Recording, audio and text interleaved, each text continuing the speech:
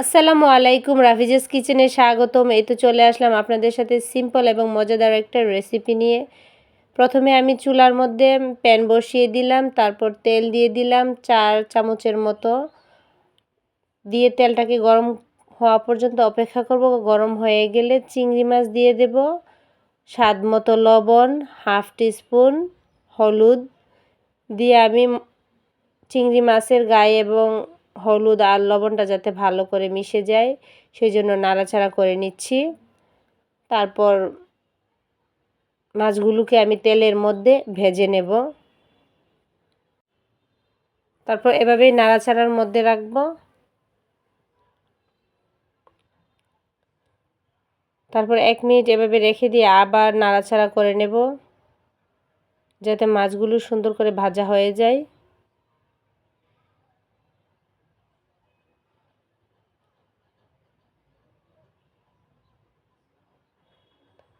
এভাবে আবার রেখে দেব 1 মিনিটের মতো। তারপর আবার উল্টে পাল্টে মাছগুলোকে আমি তুলে নেব।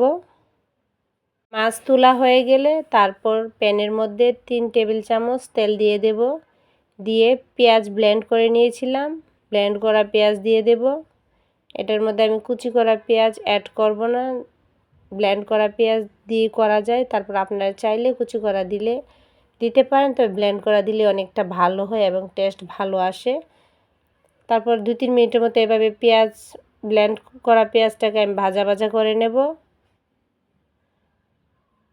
এই তো 2-3 মিনিট পর আমি দিয়ে দিলাম আদা বাটা 1 টেবিল চামচ, হাফ টেবিল চামচ রসুন বাটা, হাফ টেবিল চামচ মরিচ গুঁড়া, হাফ টেবিল চামচ ধনিয়া গুঁড়া, হাফ টেবিল চামচ হলুদ গুঁড়া, হাফ টেবিল চামচ জিরা গুঁড়া, আর দিয়ে দিলাম ব্লেন্ড করা নারিকেল।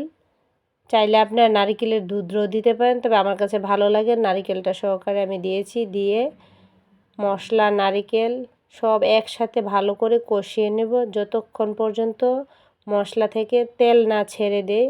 তবে এই মালাইকারির অবশ্যই মশলাটা ভালো করে কষাতে হবে। তারপর স্বাদ মতো লবণ দিয়ে দিলাম। যেহেতু আমি আগে লবণ দিয়েছি সেই জন্য আমি লবণটাকে একটু হিসাব করে দিতে হবে যাতে ব্যালেন্সটা ঠিক থাকে। তারপর 2টা তেজপাতা দিয়ে দিলাম। দিয়ে মশলাটাকে ভালো করে নাড়াচাড়া করে আমি কষিয়ে নিচ্ছি। কষানো হয়ে গেলে তারপর চিংড়ি মাছ ভাজা দিয়ে দেব। দিয়ে মশলাটার মধ্যে নাড়াচাড়া করে নেব।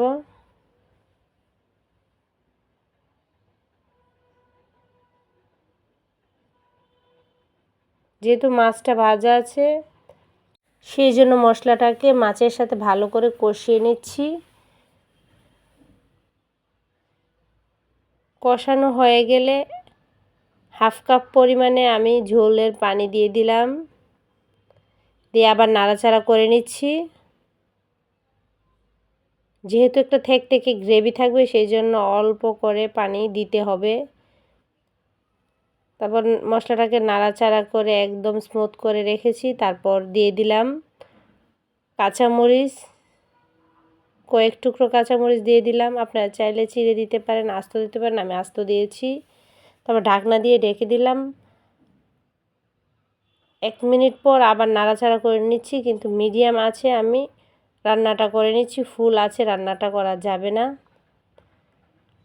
তারপর কয়েকটা ধনিয়া পাতা দিয়ে দিলাম। যেহেতু মালাইকারি সেজন্য আমি ধনিয়া পাতা এতটা দেই নাই। তারপর আবার নাড়াচাড়া করে নিলাম ধনিয়া পাতা দেওয়ার পরে। তারপর দিয়ে দেব কনডেন্স মিল্ক দুধ 2 চামচ। চাইলে আপনারা গুঁড়া দুধও দিতে পারেন, তবে দুধটা দিলে অনেকটা টেস্ট ভালো আসে।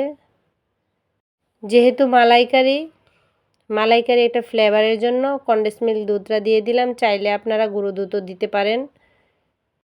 তারপর আমি দুধ আর চিংড়ি মাছকে ভালো করে মিশিয়ে নিলাম যাতে ফ্লেভারটা অনেকটা ভালো আসে। আর নাড়াচাড়ার মধ্যেই রাখতে হবে, যেহেতু গ্রেভিটার নিচের তলানিতে না হলে লেগে যাবে। তারপর ঢাকনা দিয়ে রেখে দেব। 1 মিনিট পর চুলা অফ করে দমে রেখে দেব 10 মিনিটের জন্য। এই তো হয়ে গেল চিংড়ি মাছের মালাইকারি। আশা করি আপনাদের অবশ্যই ভালো লাগবে। আর যাদের এই চিংড়ি মাছের মালাইকারি পছন্দ অবশ্যই এভাবে একবার হলেও ট্রাই করবেন। আর ভিডিওটা ভালো লেগে থাকলে অবশ্যই লাইক কমেন্ট করতে ভুলবেন না। সবাই ভালো থাকবেন, সুস্থ থাকবেন। আল্লাহ হাফেজ।